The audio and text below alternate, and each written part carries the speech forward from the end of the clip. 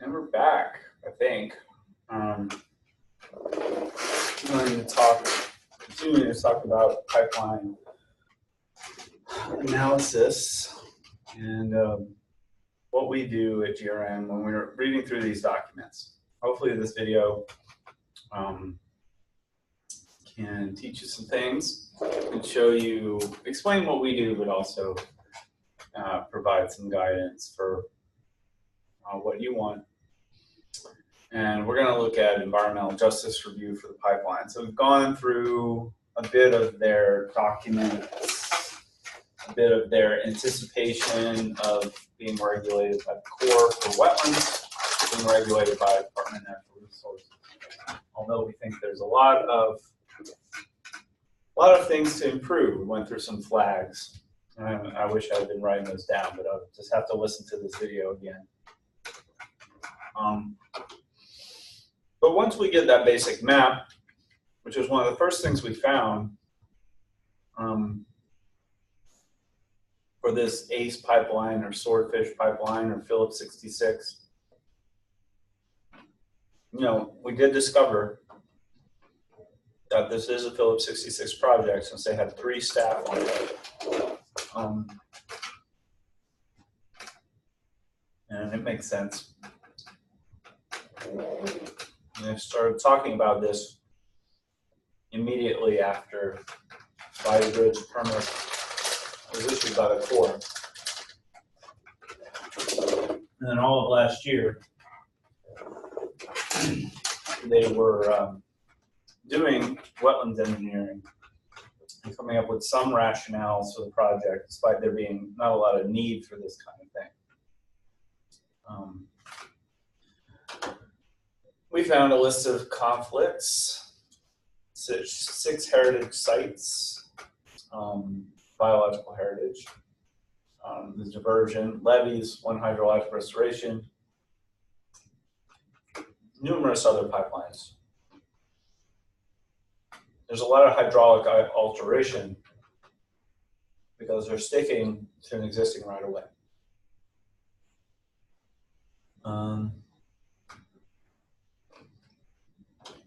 Started collecting some references on the lack of need to make maps.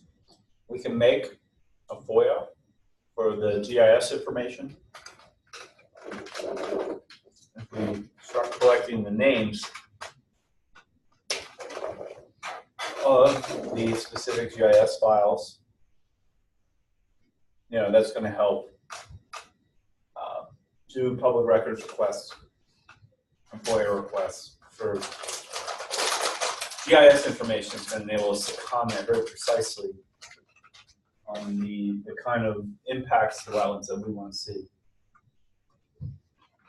We don't have depth of the pipeline. And in the past, we haven't seen that until after the permit is out. Although that matters a lot for how the pipelines change the hydrology of the coast and how they impact wetland forest values in the upper coast. So, we got a KML taken from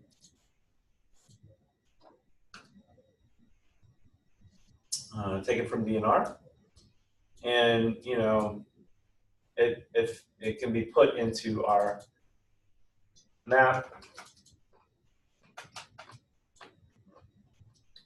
because we've seen some of these proposals. This was a Phillips 66 proposal to connect their refinery with a version of this pipeline last year. That hopefully got end up altered and changed into this pipeline.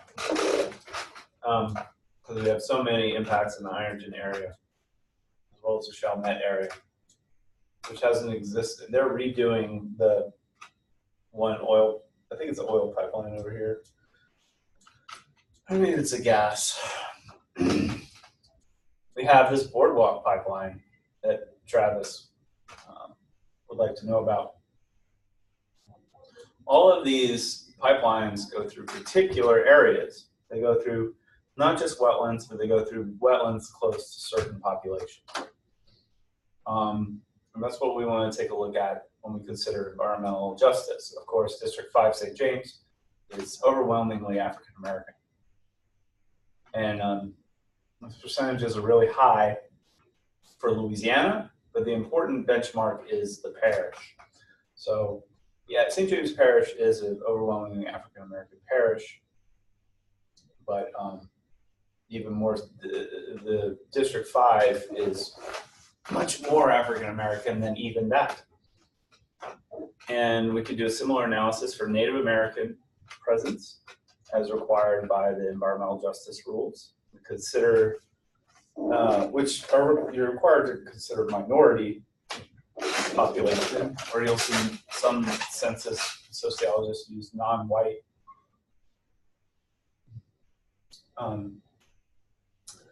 as the evaluative category. You're required to look at percent under poverty, and you're required to look at percent Native American. It's hard to find the percent poverty stats for Black group because of the way the long form and short form surveys are administered. So we mostly are looking at racial categories, African American, Native American. When we look at, who do you think lives in Convent? Who do you think lives in Thibodaux, Houma? Almost says it on the name, right? So if you have a pipeline that starts in Convent and ends in Houma, chances are you're going to hurt Black folks at the top, Native Americans at the bottom. That's the common sense thing. And we need numbers. We need the agencies to be looking at this a certain way. There are regular methods, but there are not standards. And this is troubling. We try to use a standard because, we're always told that we are hysterical, that we're crazy, especially when we talk about racism and disparate impact, that we're really irrational. It's not there, there's a lot of deflection and denial. So, we at GRN, we want to pick a standard that, communities are not always going to agree with what the standard puts out, but it's important to have a standard to be consistent. This was what the government should be doing, right? It's like, how racist is too racist? It's basically the question that we're trying to answer, even though it's not ideal. If we find that if we don't create a standard, we'll just be shouted out of the room and told that we're nuts. So we create our own policy of looking at Black group to parish. For this, we can use the maps we've gotten. Oh, I've already opened it. And put it in a GIS. The ACE pipeline, 2018, 1347. We don't have a core number or DQ number yet. It's a table comparing demographic conditions for areas potentially impacted by construction and operation of the project. We've got census tract and block group, total pop, persons below poverty, minority percent, highest minority percent, highest minority name, and percent Native American, which is its own consideration. We've taken that shapefile and put it in a GIS, and it spits out certain block groups, and those block groups are associated with certain demographics. And wherever you see red, that triggers, that's an EJ community. So an EJ community can be disproportionately minority, or disproportionately Native American, or disproportionately poor, or any combination of those things.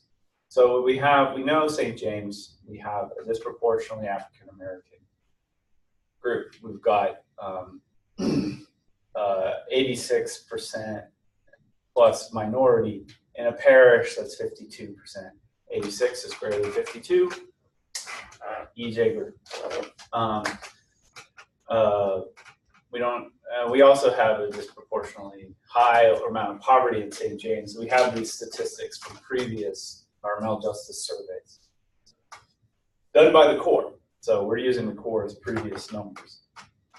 I'm not a good enough sociologist to have stuff for Lafourche Parish, so I'm going to just comment that Corps should fill these blanks, right? But I can get population numbers, and we can look at percent minority. And for Lafourche Parish, which, big history of lynching in Lafourche Parish. So it is mysteriously white when compared to the surrounding parishes, or not so mysteriously white. So you would expect to see less EJ community impact in Lafourche Parish. But it looks, about half. We've got, just from a minority standpoint, we have 4 out of, is it 10? 4 out of 10 have disproportionate levels of minority. In the northern parts of Lafourche, that's African American. In the more southerly parts of Lafourche Parish, it's actually Hispanic. It's interesting.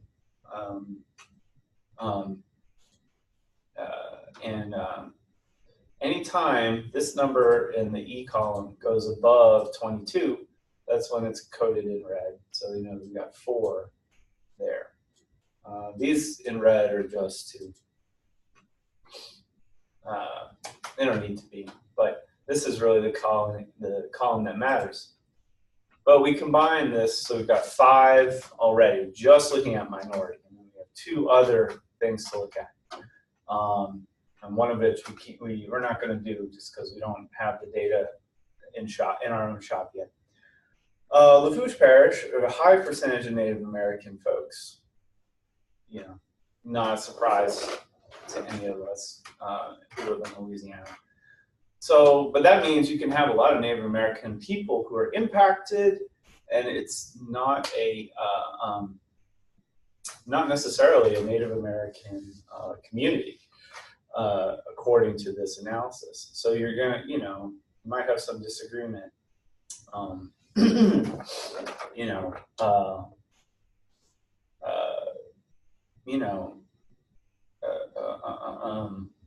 from Native folks about what is a Native community. So we have, we have our stats, and the thing is, you can't gainsay, if it's above 2. This is a pretty conservative metric. So we've got 4 block groups that are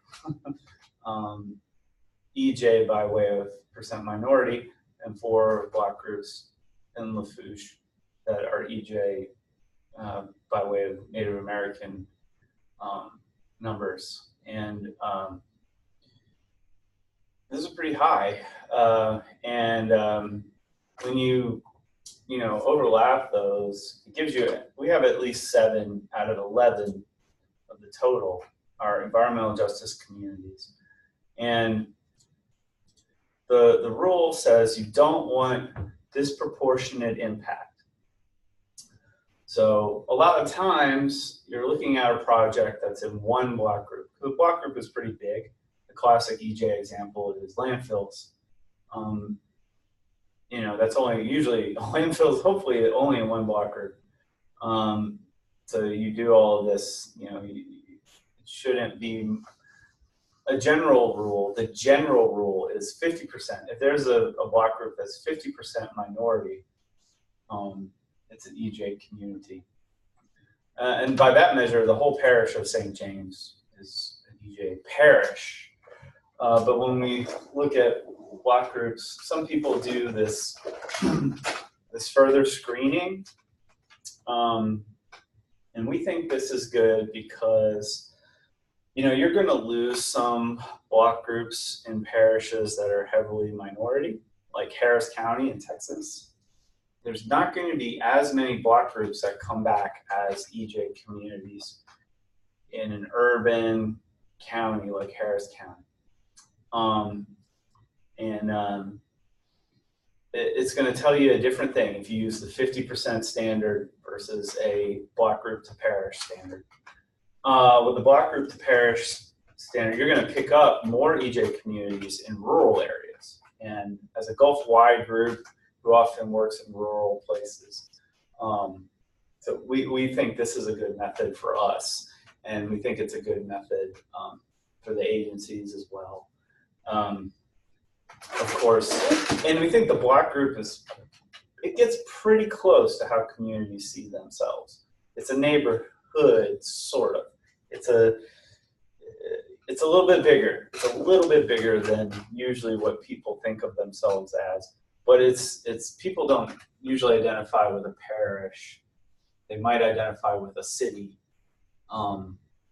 So here's a method which almost gets the agencies talking similar language as the locals. Of course,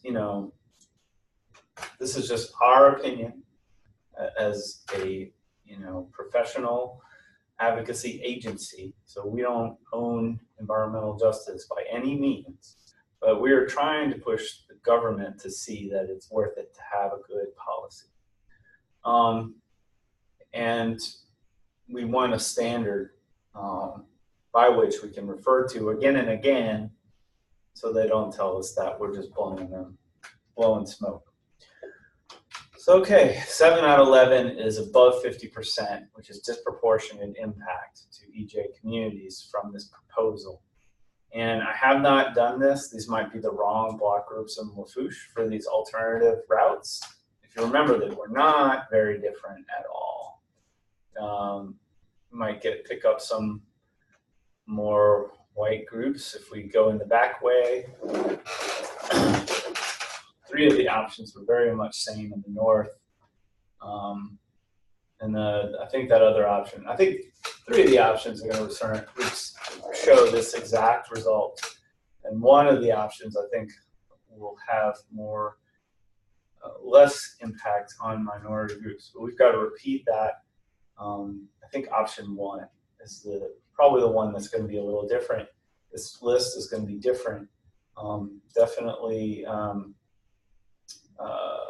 this number is going to be different here. So it might be that option 1, in addition to impacting fewer wetlands, also maybe it's not disproportionate in its impact to minority communities. In which case, if it's less wetlands and less impact to minority communities, that's what we would prefer it to go. That's what we're going to push for. You need to move this thing so it impacts fewer people. Yeah, but that's the analysis we're going to do. We've seen a couple of different proposals. I showed you the Phillips 66 going to Chalmette. That has a certain environmental justice result. I think that was right on the line. This swordfish looks pretty similar. And who knows if this is the same thing as the ACE pipeline, but I can't imagine it's different. And notice that they say refineries, but then also international markets. They also specifically talk about the Bayou Bridge pipeline is associated with this pipeline. So this, the federal government shouldn't be piecemealing projects like Bayou Bridge. Bayou Bridge is DAPL. DAPL is Bayou Bridge, which is swordfish too. It's all the same in terms of federal actions, all the same purpose. So So yeah, we use those maps to return block groups, which gives us a sense of disproportionality. And right now, it looks like the preferred option, which I thought was option 2, this might be, the number might not be correct. I need to check on that. But it looks bad. It looks like we could have a more socially just option. So we've got maps. We have some criticism about how the applicant has it minimized. We might even have a preferred alternative. If we can save 40 acres or more of forest, we want to do that. We got more than enough for the comment letter. There is no mitigation plan, which is just abominable. And in fact, this project will go through existing mitigation banks. So it'll go and take benefits out of the diversion. So we have all of these objections. So the next step is to begin writing the comment.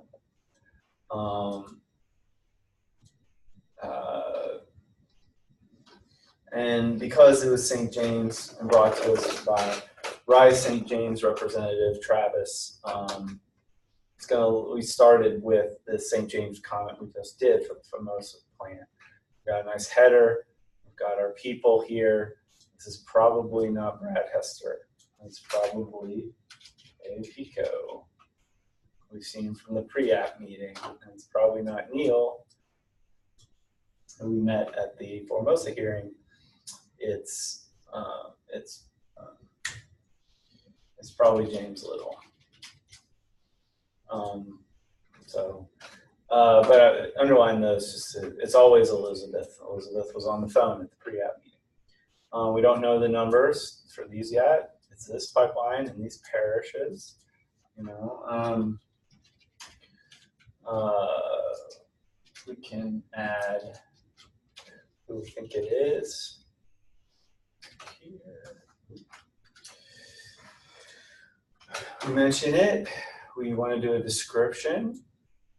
Project is the third of 4 proposed for St. James Lafourche Parish, and it's hundreds of acres of really irreplaceable coastal forests. We've had a hard time replacing coastal forests, and in 20 years, we're really going to see sea rise jump. If it takes 30 years to grow a forest, we're just not going to have a forest. If you remove it, you can't really replace it, despite the promises given sea level rise. So we say irreplaceable wetland forests. It's only true. Then just the big largeness of it requires a federal environmental impact statement, which oil and gas is loath to do. Although if this were a highway, it would be done. And for the Formosa comment, we brought up the EJ front and center. You know, stuff like the Fifth Ward School, maybe, you know, I'm just going to put, much less like, you know, it's not as burning on top of our minds. Probably going to mix that part of the comment letter out. And, you know, there's different requirements. This was for Formosa, so it does affect the St. James Battery project, so we're going to leave that in. There's also other non-structural projects that we want engineering review. The GIS review that we saw didn't kick back the non-structural program being implemented by CPRA. Those are projects, and significant changes to flood and water flow on those projects. This project, it should be evaluated, even if it's just, you know, we're CPRA, it's a little pipeline. This doesn't matter. You know, we want to see them acknowledge the potential. You know, we want a certain review. This is a certain kind of review. You know, TR55 is one method that gets used. You know, we'd like them to make these reviews more specific. A lot of times, you know, we see what's called a hydrologic modification impact analysis, but we're not getting a lot of details to look at that, right? So this is a way to comment that we want a certain level of detail and we want to see that level of detail.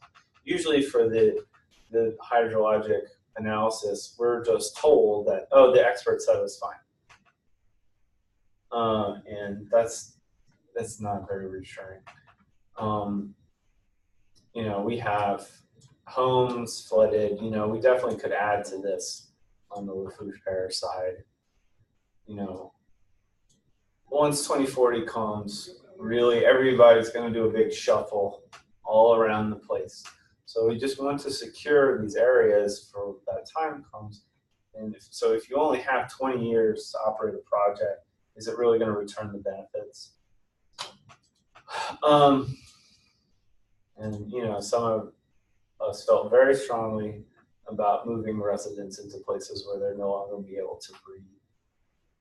We're also asking for a 500-year rain standard because that's what's been flooding folks in the past 3 years. You know, we're now in a climate that the 500-year rain, that amount of water is becoming more regular. We see that every year.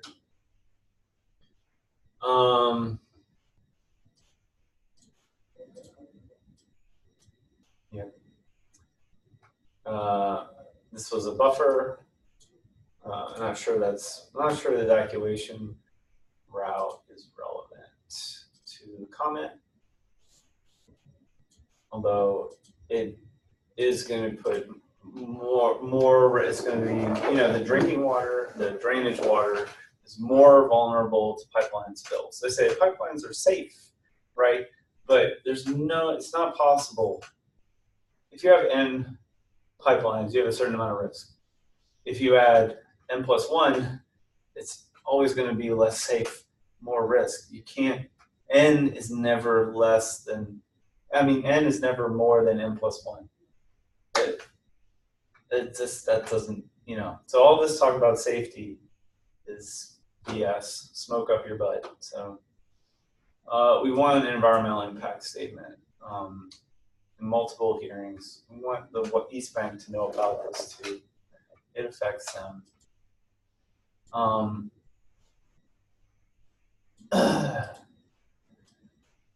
You know, the wetland mitigation here happens outside of the places. You know, in New Orleans, we're trying to put the wetlands back in the urban area to prevent flooding from rain. You know, there's some success with that. We've seen, but we need to gear the mitigation program to actually replace wetland values in ways those wetlands help people stay out of the flood. This would be the policy if we had a better government, we think. So, you know, the hydrologic restoration within the polder, within fastlands, should be a consideration when you're considering about mitigating for wetlands. If there's a bunch of wetlands inside fastlands, which there are, and that's not regulated by DNR, but it's regulated by the Army Corps, it should be mitigated inside the fastland so that, you know, people don't find themselves with that flood protection, find themselves with that sponge all of a sudden. You know, as stated, we're against this permit. It's against, you know, multiple projects. We repeat some things. You know, we can change this acreage number. It's not just 100, it's 500. And messing with the water flow for the sediment diversion is bad. We have these executive orders saying that this is important to integrate coastal protection into all the decisions of the state. So yeah, really, it's still relevant, and just even more so than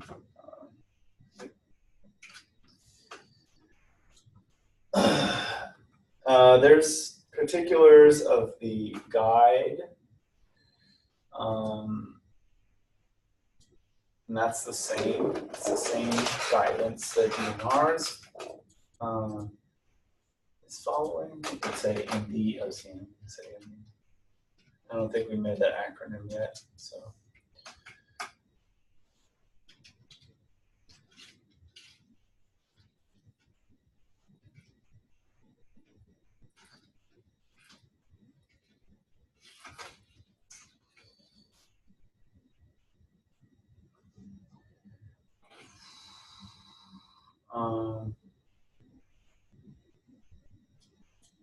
This talks about pipelines. That's probably non-relevant. Piecemealing is relevant though. So water dependence. Shouldn't put pipelines are not water dependent in aquatic sites. You don't have to. Put it in the fast lanes. Or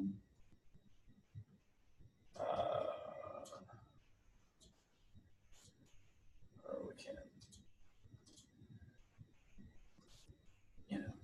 edit this. This reg stays the same.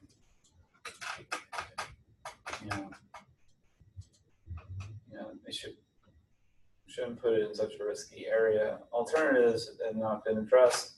Here's where we get into a little bit of EJ. We want that to be a consideration in the alternative.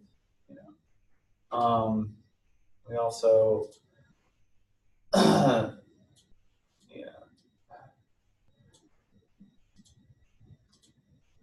say a little bit about the interaction between the alternative requirements of the core and DNR.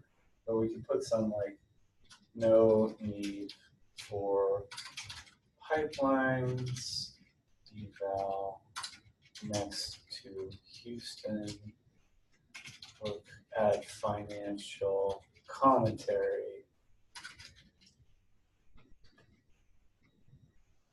of oil markets in the age of fracking. So, we could put some mentions of, a lot of this will be repeated, we're saying kind of the same thing through different frames. There needs to be assessment of all the impacts. And the alternatives analysis needs to assess all those impacts. So we might say the same thing 1, 2, 3, 4 times, because each paragraph is kind of focused on a particular regulation. But we're going to, if you want this frame, here's all the review you should do. If you want this other frame, here's all the options you should look and impacts you should look at. But there's a lot of overlap between alternatives analysis, looking at cumulative impacts, looking at the full array of impacts to communities, and the call for programmatic EIS, which I don't think we have in the Formosa. This is about commercial analysis, so that's not going to be the same. This is, about the coastal zone wetlands. A lot of it's the same. This is the block group analysis. It's going to be different, but also the same. They have drinking water impacts. This won't impact Bayou-Lafourche, so this part is different. And I'm just going to go through, you can see how we need to change some things. You pick the, this is for Formosa. We'll pick a different thing, but it's all in floodplain. Emphasize the canopy values that need to be mitigated. The forests are really important. And we need a mitigation plan. I mean, it's just abysmal that they haven't done that. If there's 500 acres of coastal forest, that's going to be extremely hard to mitigate. They should not do it. I think that it might even be a non-starter. We don't want any nationwide 12s. We got a nationwide 12 for that Exxon maintenance. This is definitely relevant because we've got that going on in this exact right of way or close by. So just to make sure, that happened with Bayou Bridge, part of it was nationwide 12 and it was piecemeal. It got across the border. It wasn't, supposedly Bayou Bridge is not an interstate project because of the nationwide 12 portions of the project. So, and we question the public benefit. And here's a little bit about economics and the infrastructure blowout that's going on, according to the oil products research director from Morningstar Commodities Research.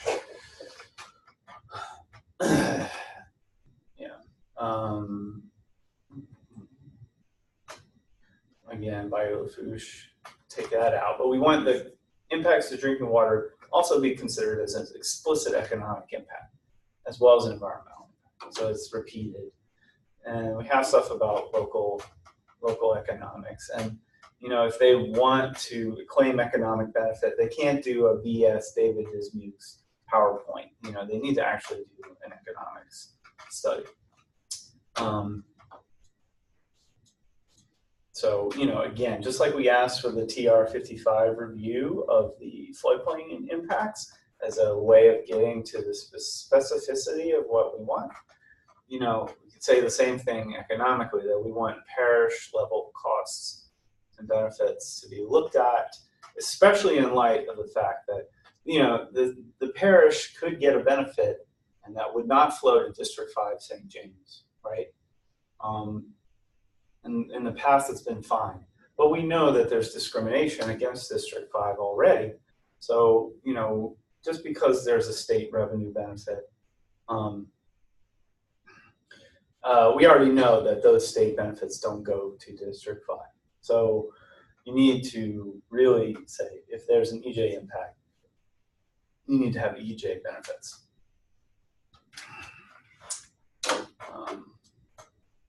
And this is just a review.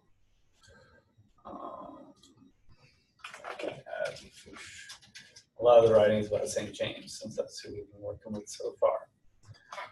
But oh boy. We could also, we need to call for a programmatic review. So we need to add that in there.